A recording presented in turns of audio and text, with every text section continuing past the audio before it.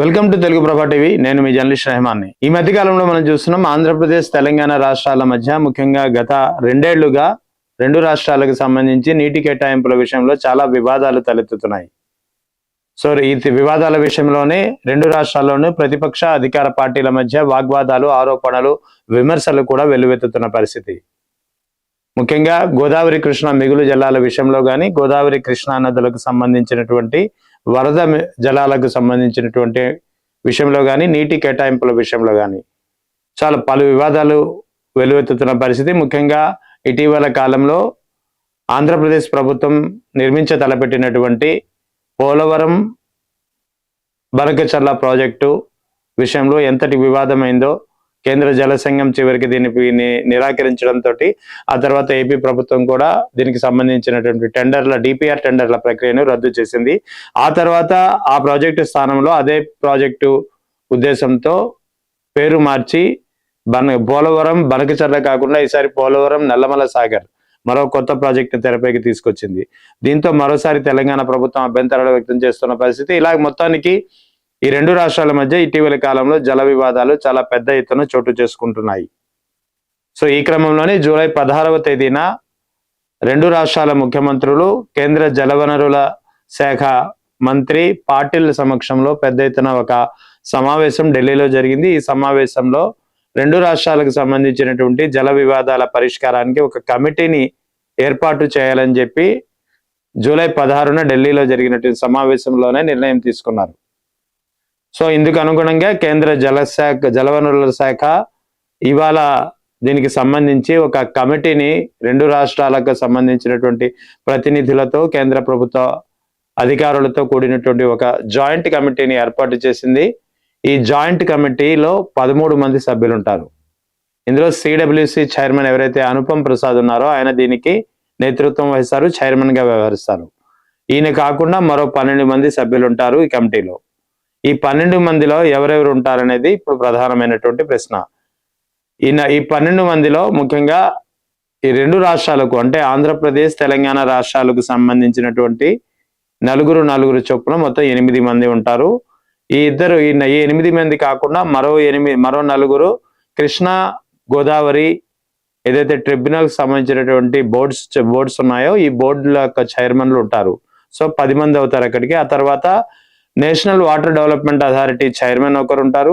ఆ తర్వాత కేంద్ర జలవనరుల సంఘం చీఫ్ ఇంజనీర్ అనే వ్యక్తి దీనికి సంబంధించినటువంటి మెంబర్ సెక్రటరీగా వ్యవహరిస్తారు. సో ఇలా మొత్తం 12 మంది సభ్యులు ఉంటారు. ఒకరు చైర్మన్, 12 మంది కాకుండా కేంద్ర చైర్మన్ వచ్చి కేంద్ర జలవనరుల సిడబ్ల్యూసి చైర్మన్ అనుపమ్ ప్రసాద్.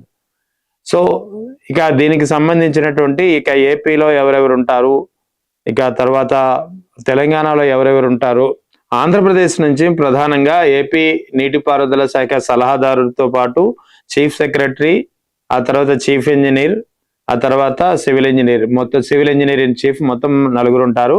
ఇక తెలంగాణ నుంచి కూడా తెలంగాణ నీటిపారుదల జలవనరుల శాఖకు సంబంధించినటువంటి ప్రధాన సలహాదారుడు, సిఐడి శాఖ principal secretary, special secretary, engineer in chief general సభ్యులుగా ఉంటారు. సో ఇప్పుడు ఈ కమిటీ ఏదైతే ఏర్పడిందో ఈ కమిటీ ఇప్పుడు ప్రధానంగా 3 నెలల్లో దీనికి సంబంధించినటువంటి అంటే రెండు రాష్ట్రాలకు సంబంధించినటువంటి వివిధ వివాదాలు, జల వివాదాలు ఏవైతే ఉన్నాయో వీటిపై అధ్యయనం చేసి దీని పరిష్కారానికి, మధ్య మార్గానికి, ఒక రాజీ ఒప్పందాన్ని కుదిర్చే దిశగా ఒక కమిటీ అధ్యయనం చేసి ఒక రిపోర్ట్ ని 3 నెలల్లోగా కేంద్ర జలవనరుల శాఖకు, కేంద్ర జలవనరుల సంఘానికి సమర్పించాల్సి ఉంది.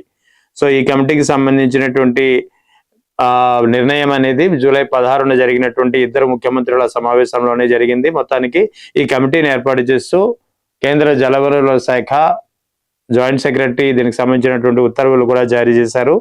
సో ఈ సందర్భంగా ఇప్పుడు ప్రధానంగా ఏదైతే వివాదాస్పద అంశాలుగా ఉన్నాయో, ముఖ్యంగా బనకచర్ల ప్రాజెక్టు గతంలో, ఇప్పుడు కొత్తగా నల్లమల సాగర్ ప్రాజెక్టు, పోలవరం నుంచి నల్లమల సాగర్ కు గోదావరి వరద మిగులు జలాల్ని తరలించే విధంగా, పెన్నా బేసిన్ కు తరలించే విధంగా ఏదైతే ఒక ప్రతిపాదనతో, ఒక ఉద్దేశంతో ఏపీ ప్రభుత్వం తలపెట్టడంతో దీనిపై మరోసారి తెలంగాణ ప్రభుత్వం పెద్ద ఎత్తున అభ్యంతరాలు వ్యక్తం చేస్తుంది. అదే కాకుండా విభజన సమయంలో కృష్ణా జలాల్ని 66:44 అంటే ఆంధ్రప్రదేశ్ కు 66%, కృష్ణాకు 44% జలాలు పంపిణీ చేసే విధంగా ఒక తాత్కాలికంగా ఒక ఒప్పందం జరిగింది. దీన్ని రద్దు చేస్తూ 50-50 నిష్పత్తిలో పంపిణీ చేయాలనేది తెలంగాణ ప్రభుత్వం ఎప్పటి నుంచో ఒక ఒత్తిడి తీసుకొస్తుంది. సో ఈ అంశంపై కూడా ఈ కమిటీ ఒక అధ్యయనం చేసి నిర్ణయం తీసుకున్నది. సో మొత్తానికి 2 రాష్ట్రాలకు సంబంధించినటువంటి జల వివాదాలు ఏవైతే ఉన్నాయో, కృష్ణా గోదావరి జలాలకు సంబంధించి కానీ, కృష్ణా గోదావరి జలాలకు సంబంధించినటువంటి వినియోగం విషయంలో ఆయా రాష్ట్రాలు తలపెట్టినటువంటి లిఫ్ట్ ఇరిగేషన్స్ కానీ, ప్రాజెక్టుల గురించి కానీ, ముఖ్యంగా పోలవరం ప్రాజెక్టు విషయంలో కానీ, పోలవరం నల్లమల సాగర్ ప్రాజెక్టు విషయంలో కానీ, ఈ ముఖ్యంగా కృష్ణా మిగులు జలాల నిష్పత్తి ఏదైతే గతంలో 66:44 ఉంది, దీన్ని 50:50 చేయాలని చెప్పి తెలంగాణ ప్రభుత్వం డిమాండ్ చేస్తుందో, ఈ అన్ని అంశాలపై ఈ కొత్తగా ఏర్పడినటువంటి కమిటీ జలవనరుల సంఘం చైర్మన్ అనుపమ్ ప్రసాద్ నేతృత్వంలో ఏర్పడినటువంటి 13 మందితో కూడినటువంటి కమిటీ అధ్యయనం చేసి 3 నెలల్లో దీనికి సంబంధించినటువంటి నివేదికను సమర్పించనుంది. ఈ నివేదిక ఆధారంగా రానున్న కాలంలో 2 రాష్ట్రాలకు సంబంధించినటువంటి జల కేటాయింపులు, జల వివాదాలు కొత్త రూపు దాల్చుకోనున్నాయి, కొత్త నిర్ణయం తీసుకోనున్నారు.